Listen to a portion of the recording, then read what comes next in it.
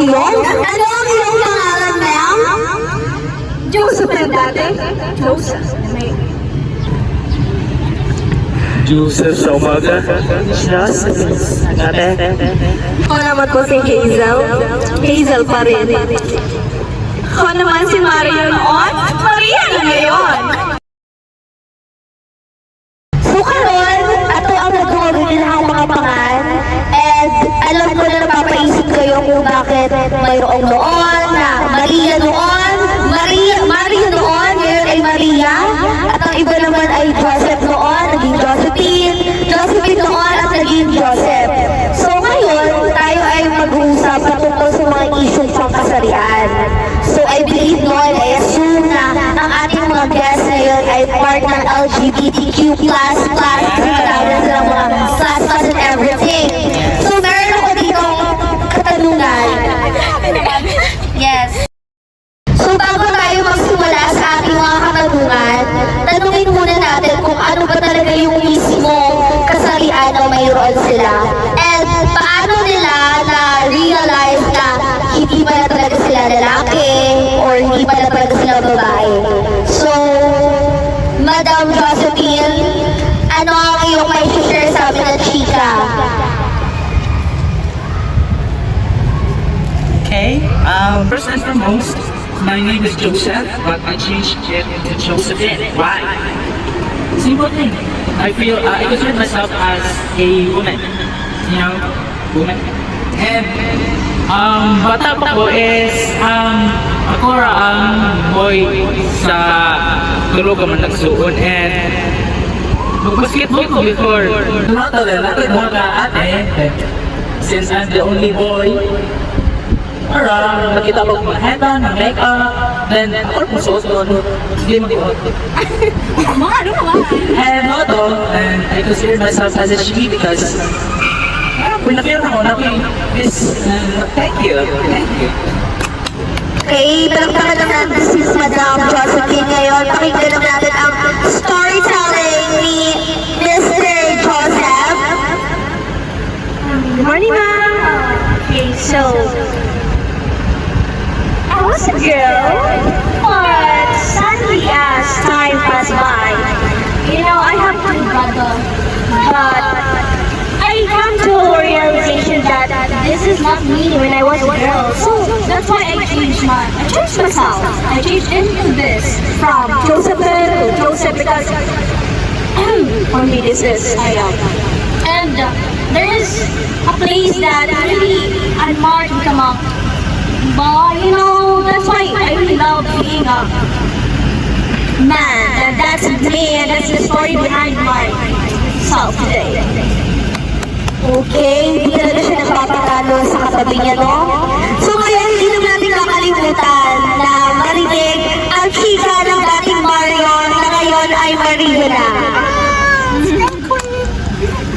So back then, I feel like na-track ko sa ako, sa wrong body kay I feel like woman ay yung mga woman man yun. I feel like a woman and nag-travel ko sa Thailand to have a surgery kay and I consider myself as she. Okay, thank you, Madoria. So ngayon, meron tayong kasama nga, graduate. Siya ay nag-isang babae, nag-isang straight sa mga apat. At ngayon, pakinggan naman natin kung ano ang kanyang mga opinions, especially ng iyong mga kaubad karon kay dili bitaw ingon nga laki, bae, nalahin yun sa iyang kasarian karon.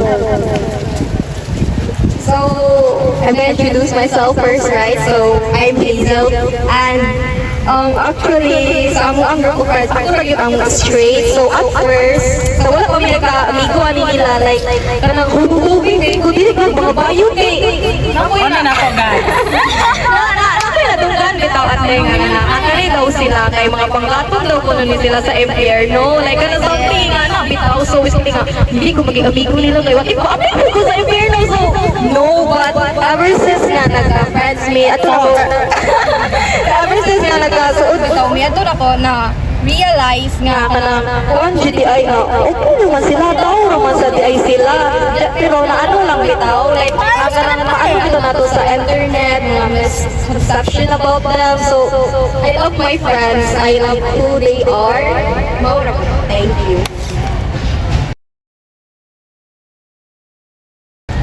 So, karon nga ato nang dungog ang ilahang mga kasarian na ako'y question ani.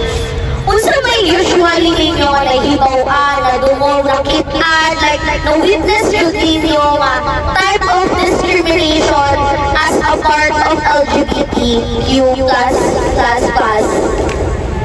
So, anyone? Or as other good, like, kung sa inyo opinion jud, kanang kahit siguro, dili man,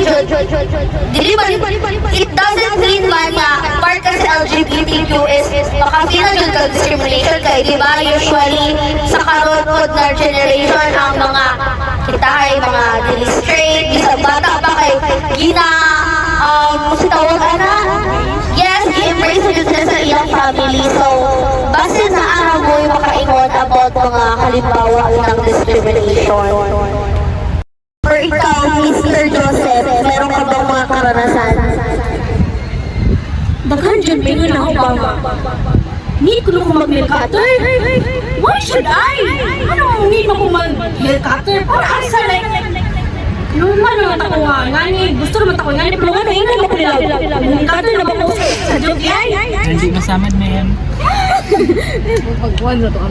Okay. Parang narinig ko na nga yung ganun niya, yung lead mag-mail cutter kasi para daw, you know! So, how about you, Madam Josephine? So, guys, kaya tawang wala ba ko, kanang, sinaskinga guys, iwan man yan. Ano yung mga, kanang tambay, anong malaki nga, malamuni. Then, ako ba, sila, 150 words. Excuse me, I'm a princess. Okay. It's all okay. And ma'am, gusto ko na ako mag-sisira? More than that, matuki. Okay, more than that, no? So, karon, hindi ko ba nagpupan si Madam Maria? Gusto mo yung ibang nakashare ng mga discrimination? Nothing? So, nisuot ko si R. Ganyan, ginagawas ko sa guard kay, lalaki daw dyan ko. I mean like, suffer?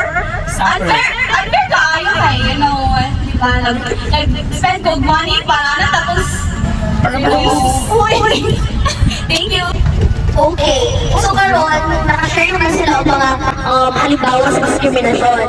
Karon, yung mga ko, hindi si Liza, kasi yung man-judge ang straight anino, and usually jud, bago siya mga gender stereotypes ba, is laki kay, gawin na jud ang ilang differentiate nilang over sa kayo.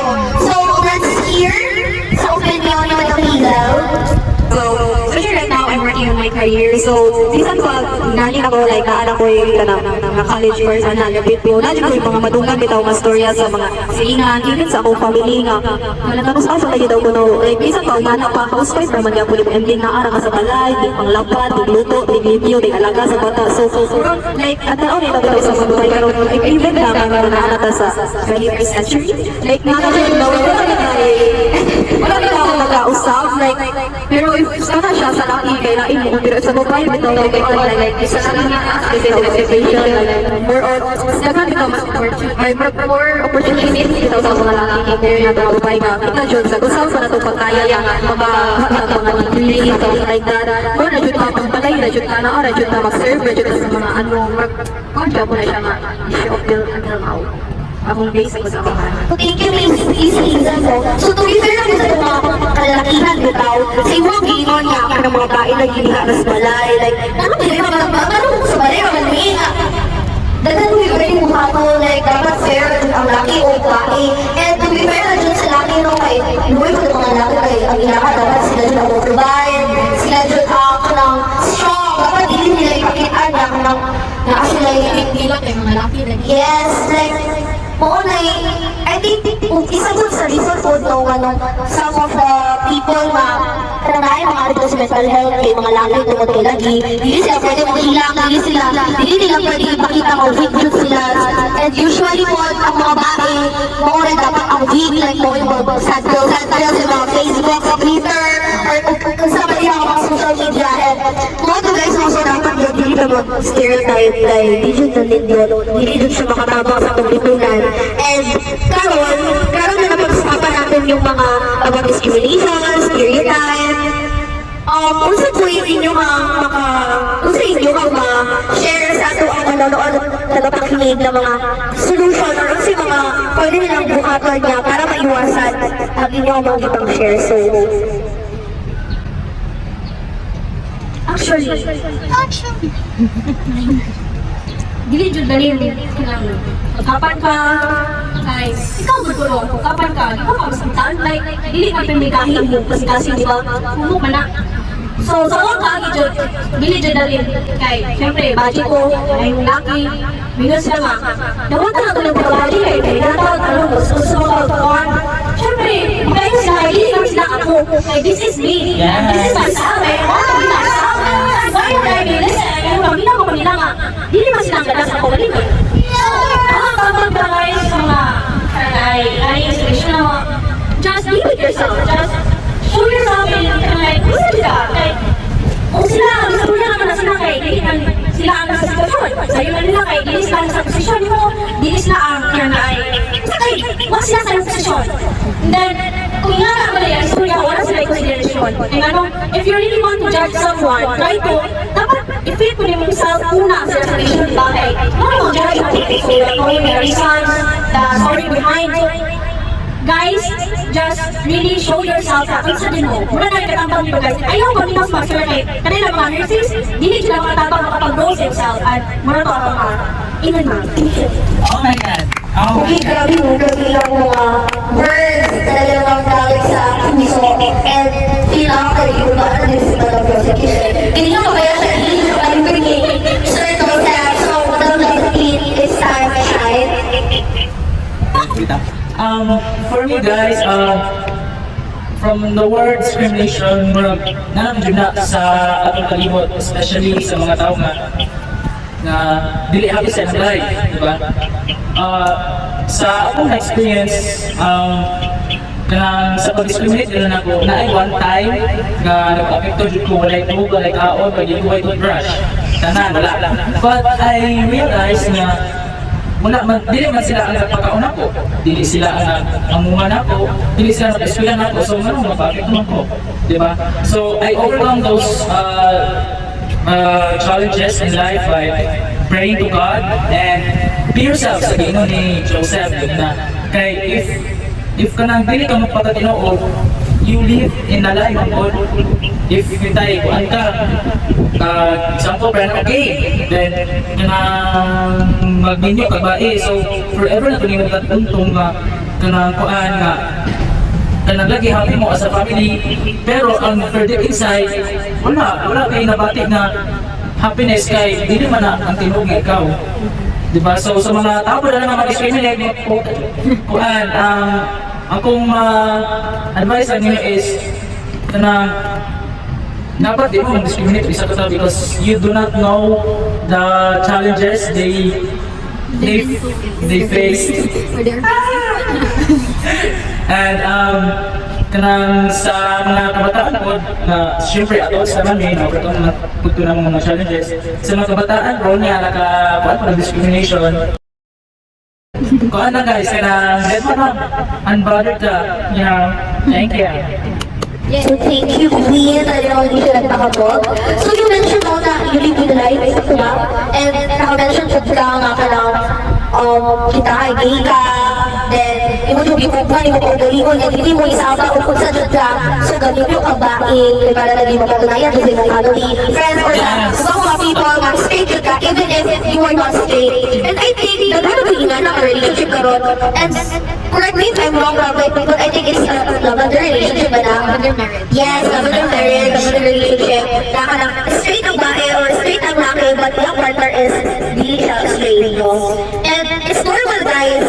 Normal na dun siya. Nakagaling ko i-release din ang partner niya. Ako sa kay, kanang nag-release din ang partner niya ako sa straight. Then nakapot lang, nag-viral sila. Like for example, si Ma'am Josephine Nakarod Joseph, si Miss Sir Joseph Nakarod Josephine, they're together, diba? Nakikano, but still, it's normal, right? Nakapuntos na gawin sila ng baby. And normal ako siya kay Lily Mandia. Wala ka sila kita makagana ko. So karon, Ma'am Maria, kasi magpuin mo mga share na po. As a trans woman, sa akong mga trans sisters and brothers, just be yourself.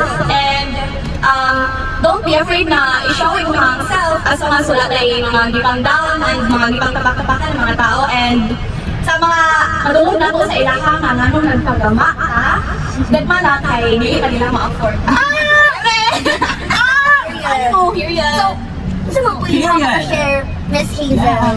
So, to me, as mga tinaw sa ilang mga negative opinions and also respect ng good po. Bisa pag ilan na ingon mo sa imo, but still respect. Kaya mo dyan ang pinaka-importante kay. Ano mga tao nga mga nakadili man dyan sila manikayan, bitaw. Until now, nakita kami matimog sa akong amin nga mga negative comments, but still, ilan man itong ila na mo, and look at now, we're living our life na po. So, that na lang dyan guys, everyone. Thank you.